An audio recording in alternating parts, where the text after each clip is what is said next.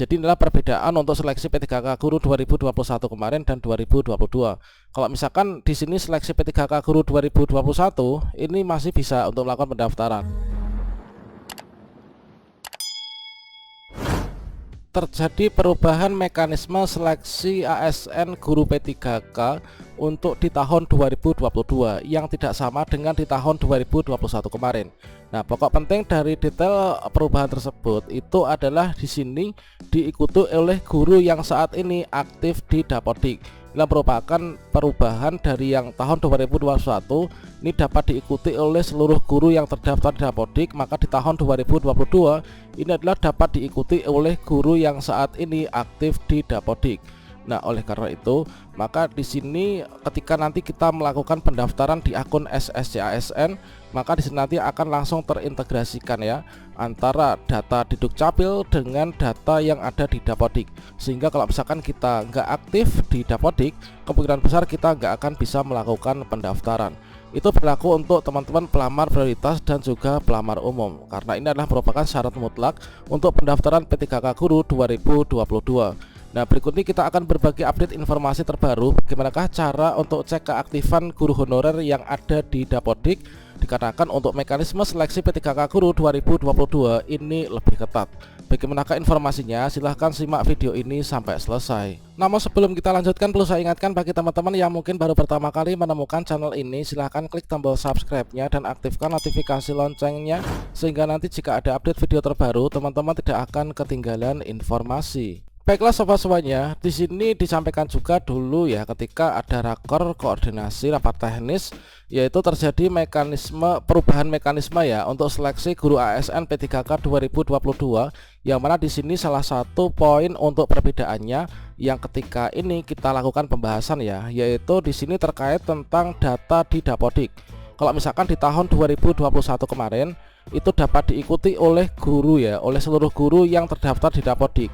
Makanya ketika guru tersebut itu sudah nggak mengajar lagi, sudah nggak aktif di Dapodik, ini masih bisa melakukan pendaftaran dan juga banyak sekali yang lolos. Nah, untuk di tahun 2022 ini nanti lebih ketat teman-teman. Yang mana di sini terkait tentang Dapodik ini adalah hanya dapat diikuti oleh guru yang saat ini aktif di Dapodik. Nah, oleh sebab itu sangat penting sekali untuk kita itu mengecek apakah data kita itu saat ini tidak hanya terdaftar di Dapodik ya, apakah data kita itu aktif di Dapodik ataukah tidak.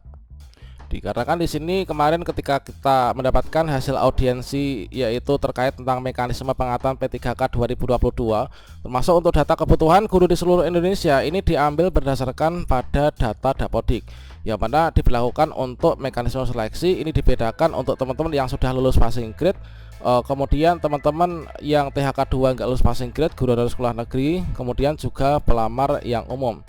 Melalui mekanisme penempatan untuk teman-teman yang lulus passing grade, kemudian seleksi kesesuaian dan juga observasi, dan juga untuk seleksi tes ya atau menggunakan cat UNBK. Tentunya semua data dari pendaftaran kita ini adalah nanti akan terintegrasi antara SSCASN, kemudian Dukcapil, Dapodik, dan juga PD Dikti. Baiklah sobat semuanya, untuk mengecek apakah kita itu terdaftar sebagai guru yang aktif atau kita masih aktif di Dapodik atau tidak, ini caranya cukup simpel. Kita tidak perlu login ke akun SIPKB, kita cukup login ke portal guru belajar kemdikbud.go.id ya teman-teman. Nah, di sini kita coba lakukan pengecekan terhadap dua kawan kita ya. Nah, di sini kita bisa masuk ke gtkbelajar.kemdikbud.go.id. Kemudian kita bisa klik enter. Selanjutnya kita akan dibawa menuju ke portal layanan program GTK Kemdikbud. Berikutnya, di sini kita klik di sini pencarian data GTK. Oke, nah di sini kita isikan formulir ini. Kita cari nama kita sendiri-sendiri. Yang atas ini adalah kita isikan bisa nama kita atau nomor peserta UKG atau nomor NUPTK atau nomor induk kependudukan. Kemudian di sini kita pilih provinsi, kemudian kabupaten. Kemudian di sini kita biarkan saja semua status yang registrasi BKB atau yang sudah tersinkronisasi atau yang tidak terkoneksi dengan Dapodik. Nah, di sini kita bisa menuliskan nama kita ya. Nah, di sini kita ketikkan nama kita, yaitu misalkan Oke, setelah kita mengetikkan nama kita, berikutnya di sini kita filter. Kita itu berada di provinsi mana? Misalkan di Jawa Timur. Kemudian kita itu masuk ke kabupaten atau kota yang mana. Nah, ini kita contohkan. Nah, setelah itu ini kita klik cari GTK. Maka kita akan mendapatkan tampilan yang seperti itu, teman, yaitu hasil pencarian ya. Untuk hasil pencarian atas nama kita, kemudian di sini kita masuk di provinsi mana, kabupaten mana, maka di sini akan ditemukan. Kalau misalkan kita sudah terdaftar di Dapodik, itu adalah kita akan ditemukan ya untuk data kita. Nah, di sini ini adalah data nama kita, kemudian nomor peserta UKG kita, NUPTK, kemudian nomor induk kependudukan. Soalnya kita itu berada di Satminkal mana. Nah, ini adalah yang membedakan antara sekolah induk, teman-teman. Berarti kalau misalkan di sini Satminkal ini, berarti kita sekolah induknya ini adalah ada di sini ya. Nah, ini sebagai cara juga untuk mengetahui kita itu terdaftar di sekolah induk mana. Mungkin teman-teman ada yang mengajar di dua sekolah ya, misalkan di sekolah negeri dan juga sekolah swasta. Maka untuk mengetahuinya teman-teman itu nanti bisa mengetahui dengan cara ini juga. Nah, nanti untuk melakukan pendaftaran di akun SSCASN itu nanti akan terdeteksi dari data ini ya, apakah kita terdaftar di sekolah negeri ataukah kita terdaftar di sekolah swasta. Nah, selanjutnya terkait tentang keaktifan. Untuk status keaktifan di Dapodik itu adalah pada bagian ini, yaitu status aktif Dapodik saat ini. Ini adalah sekarang ini aktif, teman.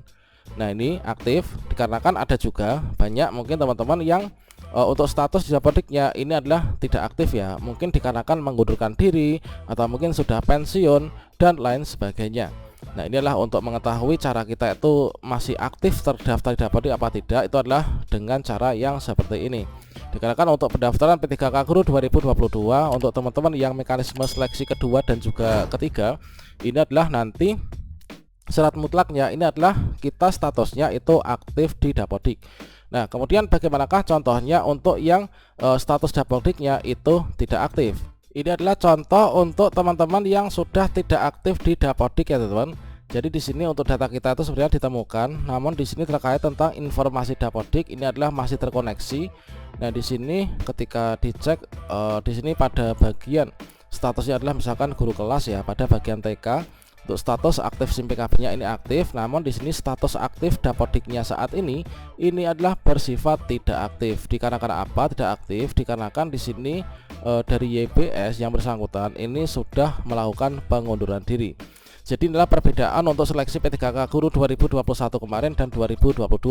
Kalau misalkan di sini seleksi P3K Guru 2021 ini masih bisa untuk melakukan pendaftaran. Dikarenakan di sini masih ada data di Dapodiknya. Meskipun di sini nggak aktif ya, namun kalau misalkan di tahun 2022 di sini selain kita harus terdaftar di Dapodik, maka status kita di Dapodik ini adalah harus masih aktif, teman-teman. Demikian, semoga bermanfaat. Wassalamualaikum warahmatullahi wabarakatuh.